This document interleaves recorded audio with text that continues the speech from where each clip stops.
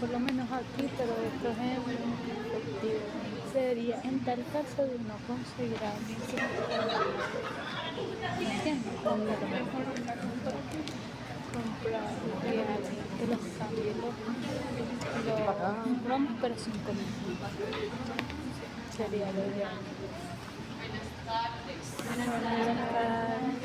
Hoy veremos en la nueva histológica, que es uno de los protozoarios que se expresa con mayor virulencia en la población humana y es la causante de amibiasis intestinal, que probablemente ustedes han escuchado con mucha frecuencia en el ambiente hospitalario. En las últimas semanas hemos visto generalidades y algunas particularidades de protozoarios intestinales. Estos protozoarios intestinales manejan en común el mecanismo de infección. Básicamente están relacionados con factores de riesgo que podemos mencionar, por ejemplo, deficiencia en las condiciones sanitarias, condición discreta, condiciones higiénicas personales en la elaboración de alimentos. Por lo tanto, esa condición le confiere a estos parásitos la alta probabilidad de llegar hasta su hospedador. Por esa razón, tenemos una alta prevalencia y lógicamente vamos a tener una amplia distribución mundial. Lógicamente en países en vías de desarrollo. Y en los países desarrollados existen brotes relacionados, por ejemplo, a guarderías, ancianatos, cuarteles militares, básicamente por las condiciones sanitarias. Y también se pueden reportar casos importados relacionados con diarrea del viajero. Y allí también colocamos a los protozoarios. El intestino del hombre es el hábitat definitivo para todos estos protozoarios intestinales. Tenemos entonces los protozoarios que parasitan al intestino grueso y también al intestino delgado. Allí vamos a tener a protozoarios que producen enfermedades intestinales, como las que vimos en el pasado, por ejemplo. ¿Cuáles son esos protozoarios? ¿Cuál? Giardia. ¿Quién más? De todos modos está la chuleta. Giardia, blastocystis, balantidium, ¿okay? Y hoy veremos a Entamoeba histolítica como causante de colitis amébica. Igualmente, los protozoarios comensales, que vamos a profundizar en las prácticas y en los seminarios, en los grupos de seminario, también van a parasitar el intestino del hombre, solo que estos parásitos no causan enfermedad, porque no han sido asociados a ningún mecanismo patológico por el cual ellos causan daño al hospedador. Sin embargo, utilizan o emplean el mismo mecanismo de transmisión, es decir, agua y alimentos contaminados con heces que contengan quistes maduros de estos protozoarios. ¿Okay? Entonces, además, vamos a involucrar a los vectores, y en este sentido serían vectores mecánicos que transportan la forma de los infectantes hasta agua y alimentos. ¿Eso está claro por ahora? En cuanto al mecanismo de infección de Entamoeba histolítica, está relacionado con una heteroinfección. Recuerden que, y lo vamos a practicar inmediatamente la semana que viene con el primer parcial, el mecanismo de infección a través de una heteroinfección se divide en forma evolutiva infectante. Para el caso de los protozoarios son quistes maduros. Entamoeba histolítica emplea un quiste tetranucleado. La puerta de entrada a través de la vía oral y como medio de infección agua y alimentos contaminados con heces humanas que contengan quistes maduros. Resaltamos los vectores mecánicos y además existen prácticas sexuales que pudieran condicionar el ingreso de estas formas evolutivas hasta su hábitat definitivo. ¿Okay? Todo ello relacionado con las condiciones sanitarias de la preparación de alimentos, principalmente en puestos callejeros. ¿Okay? En cuanto a la epidemiología de la amibiasis, tenemos que tiene una amplia distribución mundial, es una enfermedad cosmopolita que se puede reportar en múltiples países en desarrollo, subtropicales y en países desarrollados, como por ejemplo en países de África, la India, Bolivia y México. Por supuesto, Venezuela está dentro de esas zonas. Normalmente la infección por entamoeba histolítica suele ser asintomática, que son los considerados portadores asintomáticos. Sin embargo, un porcentaje menor puede presentar sintomatología y está asociada a la enfermedad aguda que puede causar múltiples manifestaciones clínicas, dentro de las cuales podemos mencionar una colitis asociado a una disentería causada por entamoeba histolítica, y muy pocos son los casos en que este parásito utiliza la vía hemática para ingresar o colonizar otros tejidos distintos al intestinal, como es el caso de las amibiasis extraintestinales que causan acceso en órganos dianas que veremos más adelante. Según la Organización Mundial de la Salud, se estima que en todo el mundo existe 50 millones de personas infectadas por este protozoario y que por esta razón 100.000 personas pueden morir a causa de esta patología. En cuanto a algunas condiciones epidemiológicas, probablemente han leído que las condiciones epidemiológicas de la amibiasis en México tienen cierta particularidad. Suelen estar asociados a cepas más virulentas, que probablemente está condicionado a varios factores ambientales, culturales y genéticos de la población. Se expresa que la mayoría o la gran mayoría de la población mexicana puede infectarse con este parásito y causar casos de gravedad. Aparentemente, hasta ahora, múltiples grupos de investigadores han asociado que esta malignidad puede estar asociada a factores genéticos relacionados específicamente con polimorfismo simples en receptores de proteínas que utiliza el parásito para su adhesión, como es el caso del grupo de las lectinas. Adicionalmente, está asociado a algunos componentes genéticos, específicamente HLA, asociado a la predisposición de accesos en otros tejidos, como por ejemplo hígado. Además, se establece una respuesta inflamatoria robusta en esta población, condicionada a los factores genéticos anteriormente mencionados. Y, por supuesto, por último y no menos importante, la cultura gastronómica de este país asociado al uso excesivo de chiles y picante. En resumen, entamoeba histolítica, recordemos que es el agente causante de la amibiasis que desarrolla un síndrome disentérico, es decir, heces mucosanguinolentas.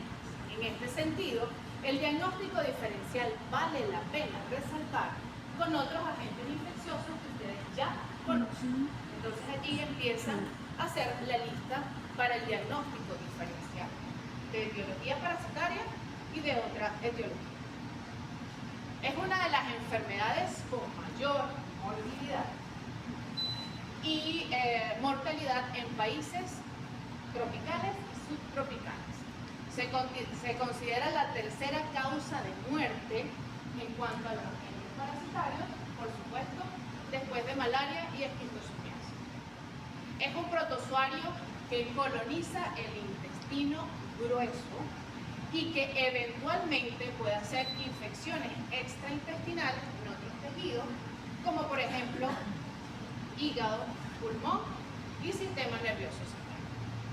Dentro de poco vamos a ver otros grupos de amebas que también parasitan el sistema nervioso central y allí nuevamente hay que hacer diagnóstico diferencial con este parásito.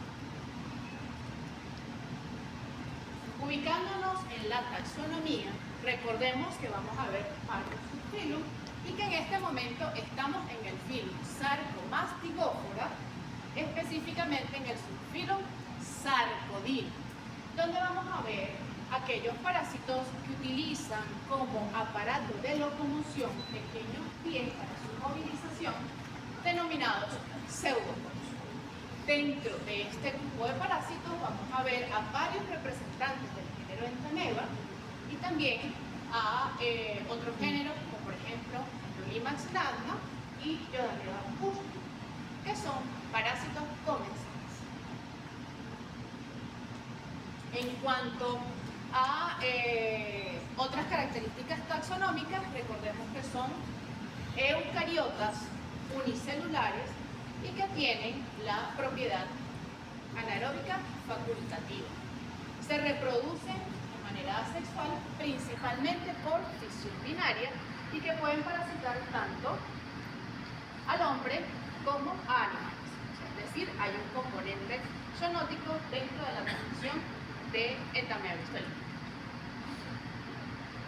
Existen múltiples representantes de este género y se expresa que hay 4 especies morfológicamente idénticas. Es decir, una de las características diagnósticas que mayormente se utiliza en el coproanálisis es el examen simple de X. Morfológicamente hablando, estas especies de Entamoeba no son diferenciables entre sí.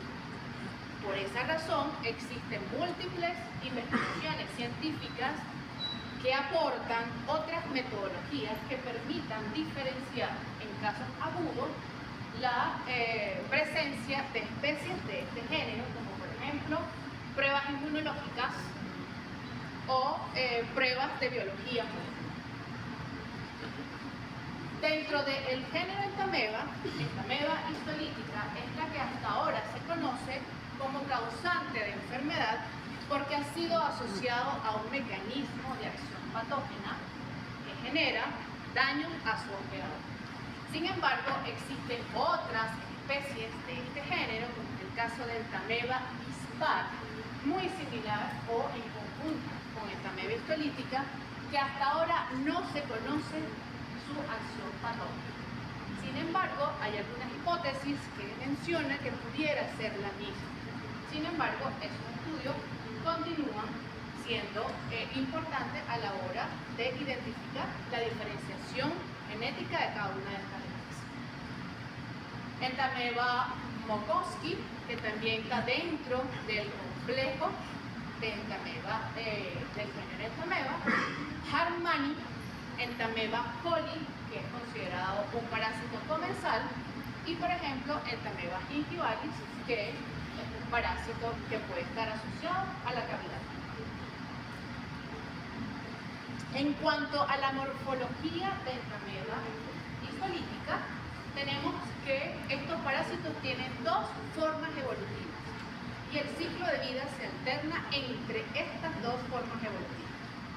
El trofozoito, que está asociado a la invasión, por lo tanto tiene importancia clínica. Este trofozoito tiene actividad es capaz de reproducirse, se moviliza por pseudópodo y es la que ejerce el mecanismo de acción patógena. Suele ser organismos irregulares que una de las características que nos permite la identificación en el coproanálisis es la presencia de eritrocitos en su citoplasma. De allí la condición o la habilidad de este parásito de fagocitar eritrocitos, que es la diferencia con Entamoeba bispal. Para el caso de las formas de dispersión, tenemos dos tipos de quistes. Los quistes inmaduros, donde vamos a observar estas estructuras más oscuras, que son denominados cuerpos cromatoides, y es una de las estructuras que nos permite la identificación de estas formas inmaduras de los quistes de protozoarios. Es capaz de resistir ciertas condiciones adversas, como por ejemplo cambios de temperatura, pH, concentración de oxígeno. La presencia de esta forma evolutiva en la materia fecal nos indica condiciones epidemiológicas de la zona, por lo tanto, tiene importancia de riesgo. Por su parte, los quistes maduros, que tienen en su interior 4 núcleos, son los denominados quistes maduros y están relacionados con la transmisión de la enfermedad.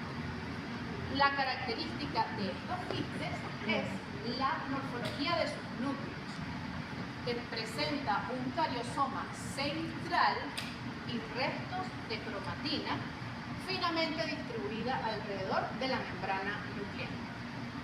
Estas características de los quistes son totalmente indistinguibles con Entamoeba bispal. Por lo tanto, en esos casos no lo podemos diferenciar y el reporte tendría que indicarse que estamos observando quistes maduras de Entamoeba histolítica o bispal. A ese nivel no podemos hacer la diferenciación de especies. En el caso de las primeras fases de la invasión de este parásito, podemos mencionar ciertas características genéticas y evolutivas que ha alcanzado Entamoeba histolítica. De hecho, es uno de los protozoarios más antiguos que demuestra que este parásito ha evolucionado en su interacción con el hospedador humano.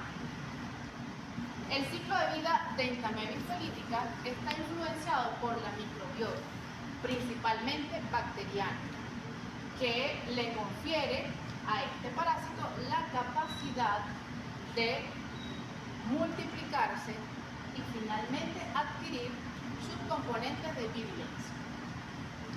Utiliza recursos del hospedador como parásito al fin para su crecimiento, división y enquistamiento.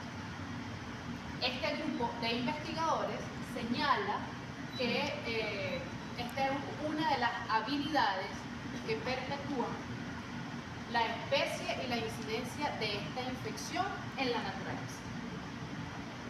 El trofozoito coloniza el intestino grueso en fases iniciales y se alimenta de las bacterias. Pero rápidamente adquiere genes de virulencia y es capaz de invadir. Por lo tanto, la composición genética de este parásito le permite alcanzar rápidamente la capacidad de diseminarse en los tejidos, principalmente en el intestino grueso, y luego, de ser posible, puede alcanzar otros tejidos distintos a su hábitat definitivo. El ciclo de vida, como les comenté anteriormente, se alterna entre el quiste maduro y los trofozoitos. Tanto Entamoeba histolítica como Entamoeba bispal manejan esta ruta muy similar a lo que ocurre con otros parásitos comensales. La diferencia es que en el caso de Entamoeba histolítica es capaz de migrar a otros tejidos y colonizar el hábitat definitivo, y por esa razón es que causa daño. Entonces, en cuanto a la descripción del ciclo de vida, estos quistes maduros ingresan por la vía oral a través de agua y alimentos contaminados ingresan a las primeras porciones del tracto digestivo y en las primeras porciones del intestino se desenquista y cada quiste va a generar 4 trofozoitos. Estos trofozoitos son los capaces de invadir otros tejidos. Por ejemplo, en el caso de las formas de trofozoito, hay unas primeras fases donde el trofozoito no tiene capacidad de invasión. Posteriormente causa una infección intestinal, principalmente en el colon, y en el caso de ser posible, estos alcanzan la vía hepática y pueden parasitar otros tejidos, como en el caso principalmente del hígado, pueden alcanzar el pulmón y finalmente siguen ascendiendo hasta que lleguen al sistema nervioso central.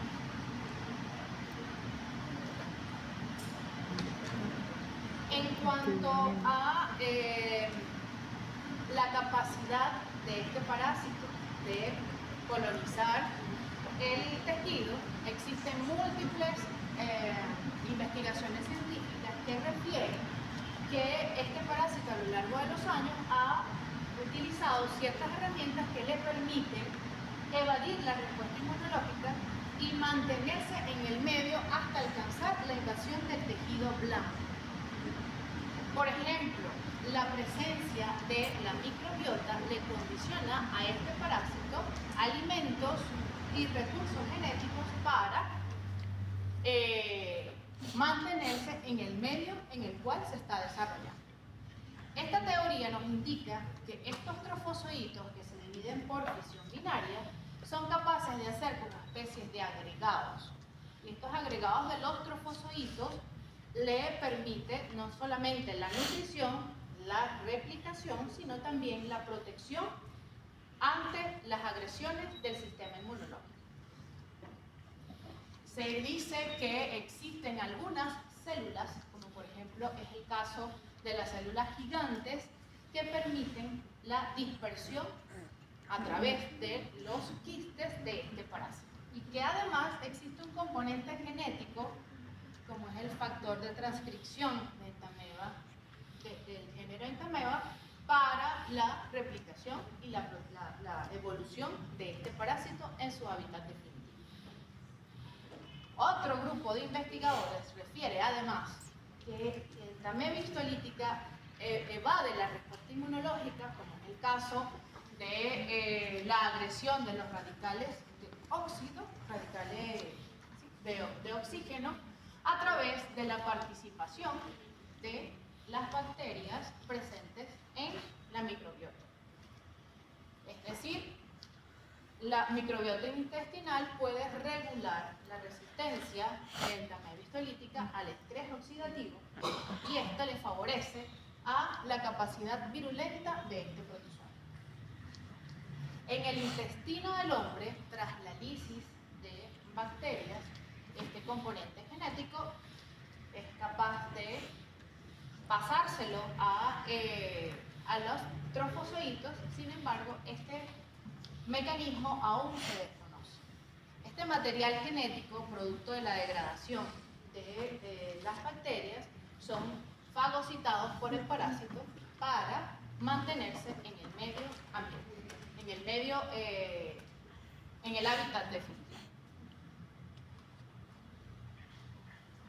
En conclusión, el mecanismo de acción patógena de Entamoeba histolítica lo podemos dividir en 3 fragmentos.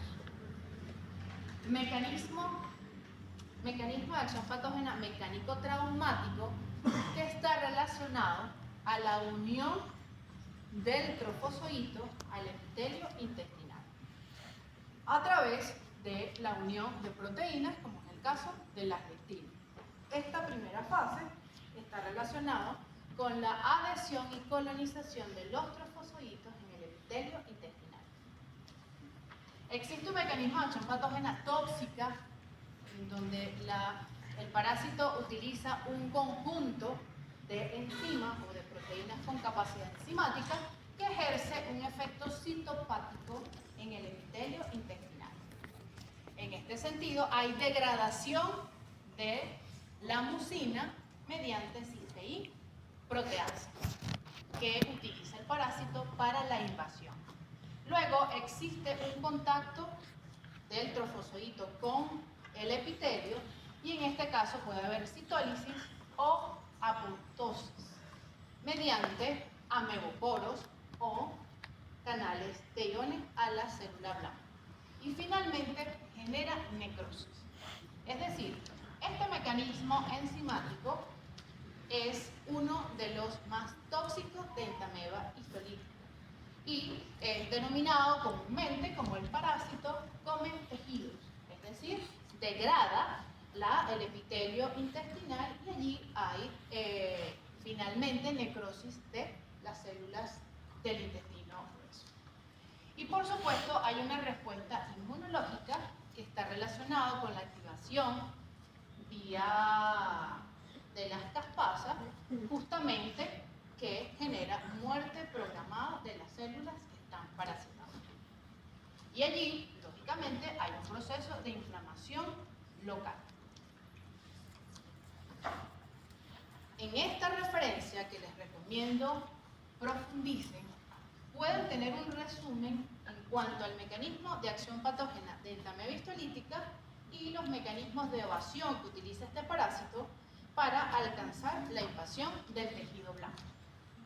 Fíjense acá, en esta imagen tenemos el trofozoito de Entamoeba histolítica. Lo primero que ocurre es la unión al epitelio intestinal a través de lectinas, específicamente GAL-NAC, y además hay una proteína específica de adhesión que es específica de Entamoeba histolítica. ¿Ok? Posteriormente hay una evasión de la respuesta inmunológica.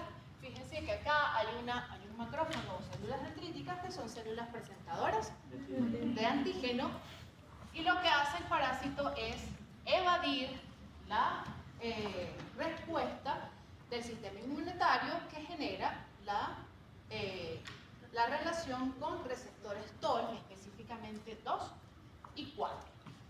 Además, evade la degradación de reactantes de oxígeno mediante un complejo enzimático, ¿okay?, que vamos a ver a este nivel, como es el caso de superóxido dismutasa, peroxidasa, hierro hidrogenasa, entre otras enzimas, que básicamente utiliza o emplea el parásito para eliminar esos reactantes agresivos y hostiles para finalmente convertirlos en agua que no es tóxico para el trofozoito.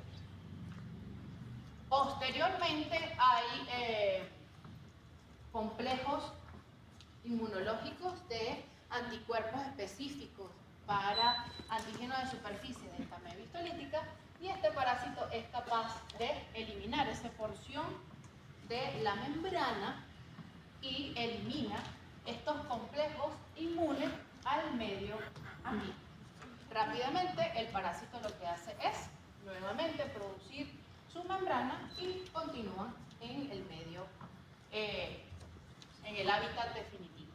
Y por último, hay un contacto directo entre el trofozoito y la célula blanco y le genera poros para alisar la célula en la cual hay un contacto directo. Y por todos estos mecanismos, el parásito o la gran mayoría de los trofozoitos pueden mantenerse en el medio ambiente a pesar de toda la artillería que genera el sistema inmune para la eliminación de los trofozoitos Entamoeba histolítica. ¿Sí? Entonces, dado todo este mecanismo de acción patógena, por supuesto que hay manifestaciones clínicas relacionadas a el daño de este parásito. Y uno de las patologías o las sintomatologías características de los trofozoitos de Entamoeba histolítica son, o es el cuadro amibiasis, que es un síndrome disentérico. Hasta ahora, ¿cuáles son los parásitos u otros agentes causales que ustedes conocen que cursan con un síndrome disentérico?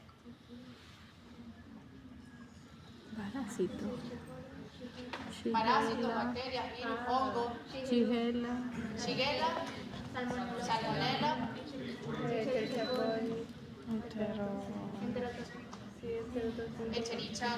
enterinvasiva. ¿Ok? Y entonces acá agregamos a entamia vistolítica. ¿Esquistosoma genera cuadro disentérico? En la fase inicial de la enfermedad pudiera generar un cuadro disentérico. Entonces el diagnóstico diferencial no solamente es con otros parásitos, sino también con bacterias en cuanto a la clínica general de pacientes con disentería. El periodo de incubación varía entre 2 a 4 semanas posterior al contacto con el inóculo.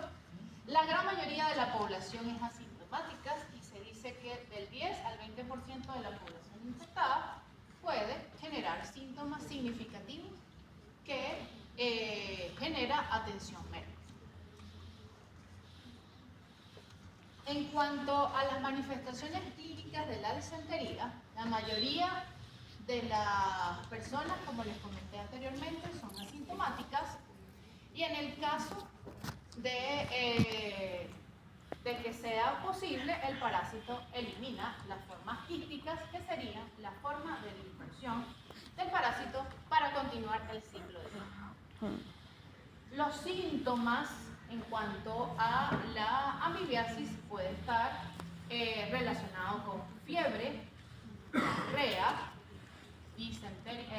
con una clera mucosanguinolenta, flatulencia, dolor abdominal y en algunos casos puede haber úlcera amibiana en el ciego o en el recto, ¿okay? Que son las características relacionadas con las manifestaciones clínicas de la amibiasis. La lesión que ocasiona este trofozoito en la mucosa del intestino grueso está relacionado específicamente con el trofozoito. Es decir, el trofozoito de entamia vistolítica es la forma evolutiva responsable de la enfermedad y genera lesiones en la mucosa muy similar a un botón de camisa, que es como comúnmente se menciona este tipo de lesiones. Fíjense que existen este tipo de lesiones en la mucosa, similar a como una especie de lesión, como una especie de esa es la palabra, una lesión que tiene cierta profundidad, similar a la imagen de un botón de camisa.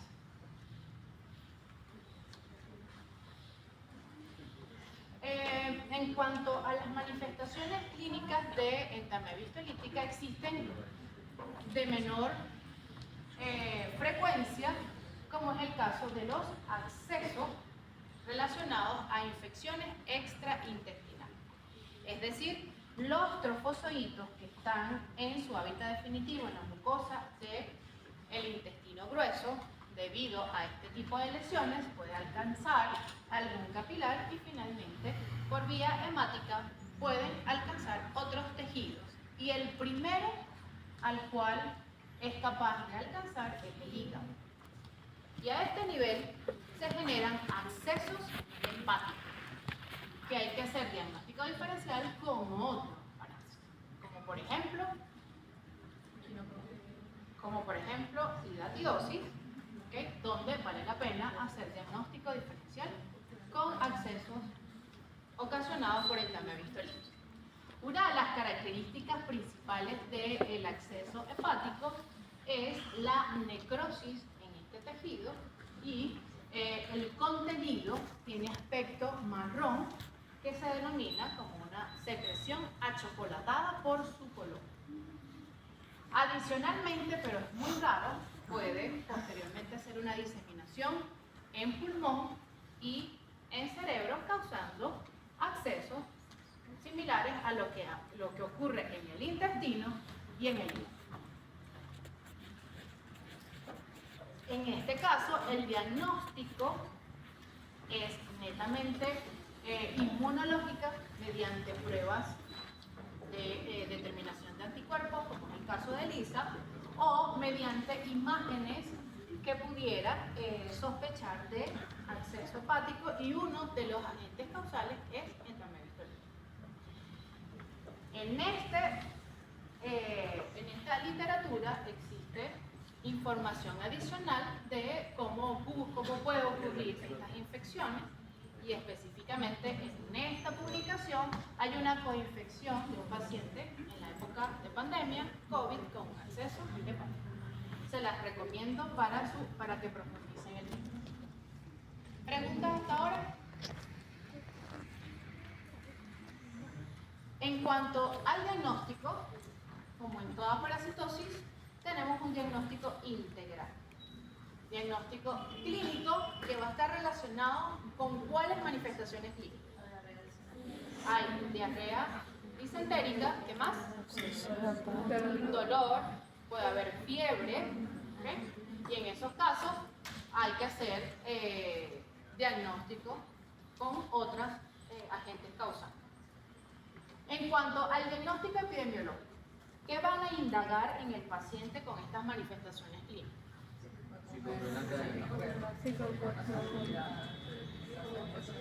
Si consume con mucha frecuencia alimentos fuera de su casa, ¿okay? ¿Qué más?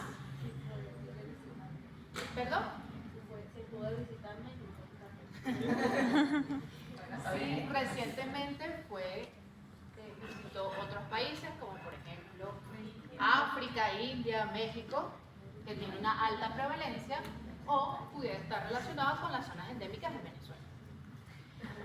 Y finalmente, el diagnóstico de laboratorio está relacionado con la fase de la enfermedad.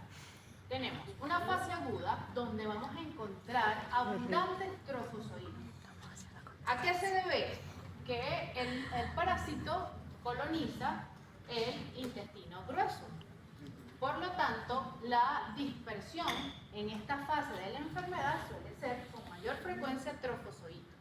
Es decir, el parásito no le da tiempo de enquistarse, porque además hay aumento del tránsito intestinal y son eliminados en las formas de trofozoides.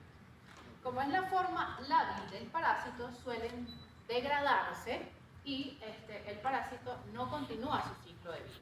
Esto es en la fase aguda, donde deberíamos tener un síndrome disentérico, es decir, heces mucosanguinolentas, glera con sangre.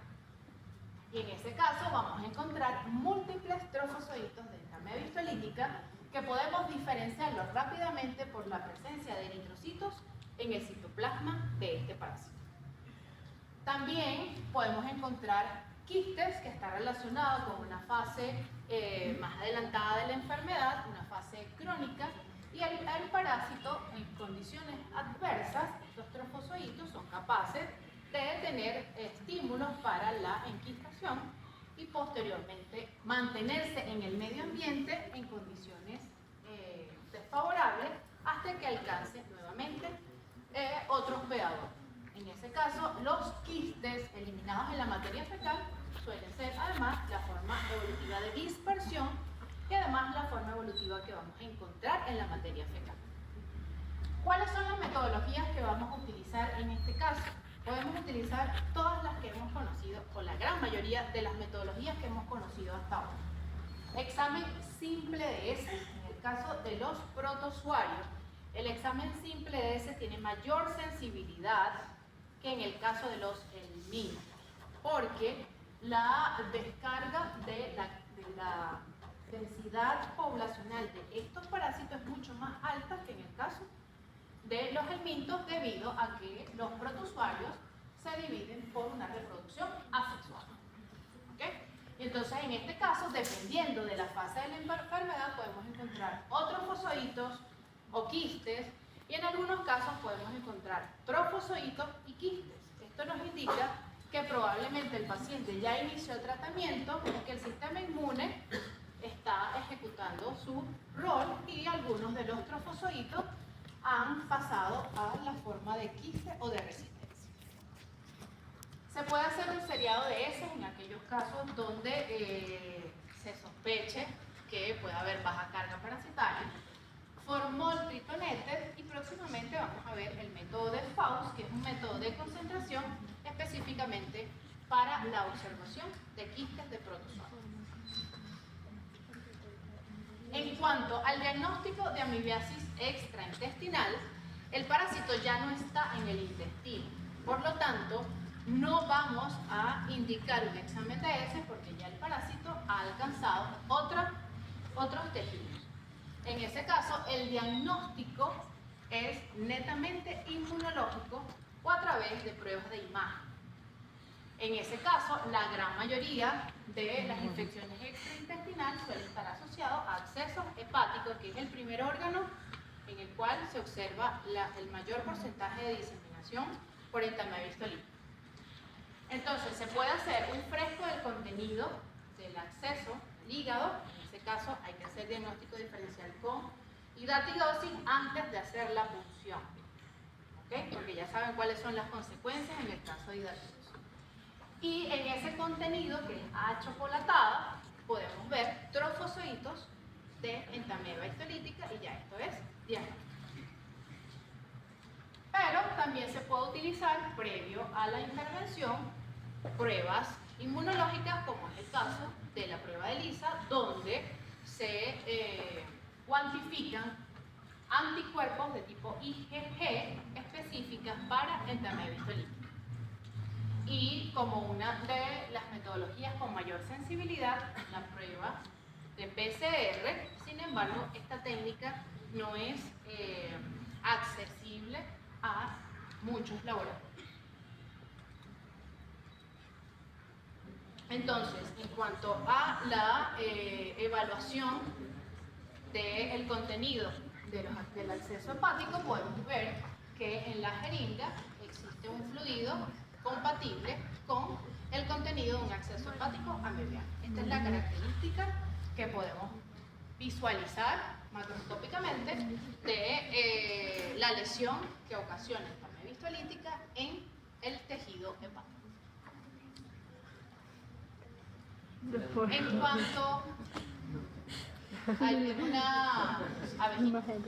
En cuanto al triángulo epidemiológico, recuerden que en todas las evaluaciones hacemos hincapié en estos componentes, ¿sí? Y ustedes manejan este concepto desde el primer año en salud pública. ¿Okay? Entonces, recordando que el triángulo epidemiológico va a tener ciertos componentes que son importantes a la hora de evaluar la transmisión de una enfermedad en una zona determinada. En el caso de la amibiasis, recuerden que es una heteroinfección y el agente causal es entameba histolítica, que va a ingresar por agua y alimentos contaminados con la materia fecal. Es decir, eso nos indica que hay medidas de insalubridad en una zona endémica relacionado con la preparación de alimentos o que la disposición de las excretas en una zona determinada no son las adecuadas y por esa razón hay mayor disponibilidad de la forma evolutiva al hospedador humano. Y finalmente los hospedadores, que son la fuente de infección en donde el parásito se multiplica y finalmente genera formas evolutivas de dispersión para continuar el ciclo biológico de este protozoario. En cuanto a las medidas profilácticas, están relacionadas con las condiciones sanitarias. Específicamente, el tratamiento del agua de consumo, agua potable y la preparación de alimentos. Entonces, es de esperarse que es importante el lavado de frutas, principalmente de los puestos callejeros, que son en su mayoría, y las verduras antes del consumo. Evitar comer en puestos callejeros, sin embargo, en ciertas condiciones o nos agrada o no tenemos otra opción. Entonces, en ese caso, sabemos que tenemos un factor de riesgo asociado a la transmisión de protozoarios que pueden ser comensales y no causar enfermedad, simplemente nos indica que estamos consumiendo alimentos contaminados o puede ingresar por la misma vía algunos de los patógenos que ya conocemos. Giardia, Balantidium, Blastocystis y Entamoeba history. El consumo de agua embotellada es más común de lo que ya estamos acostumbrados. Y por supuesto el lavado de manos antes y después de ir al baño. Esta es parte de la literatura que les recomiendo leer para que profundicen el tema, además de las dos referencias que les dejé en la clase. ¿Tienen alguna pregunta? ¿Seguro? Sabéis que en el medio de la infección se dijo que para el mecanismo de infección dijo que la forma evolutiva infectante es el quiste maduro, ¿no? Pero después dice que la forma evolutiva infectante es el quiste tetranucleado. Que son los quistes maduros o quistes tetranucleados. Es un sinónimo. ¿Cómo? Que finalmente cuando se desenquista hay la liberación de 4 trofezoides por cada quiste maduro. Exacto. Por fisión binaria tenemos muchos trofozoitos en esa ¿Cuál es el quiste? ¿sí? ¿Te comes el quiste o los trofozoides? El parásito requiere de nutrición, ¿okay? Pero en ese caso no está relacionado con un mecanismo de acción exfoliante, porque tendría que eliminar todos los glóbulos rojos para considerar que sería un mecanismo de acción exfoliante. En el caso de la amoeba histolítica no está relacionado con un mecanismo de acción exfoliante, mecánico, tóxico e inmunológico. El parásito, en el momento que tiene el contacto inicial con las células y posteriormente hay destrucción del tejido, tiene la posibilidad del flujo sanguíneo que se genera debido a la lesión celular y lo utiliza como una fuente de energía para su alimentación, multiplicación y posteriormente enquistamiento. ¿Pregunta? ¿Otra? Antes de la evaluación.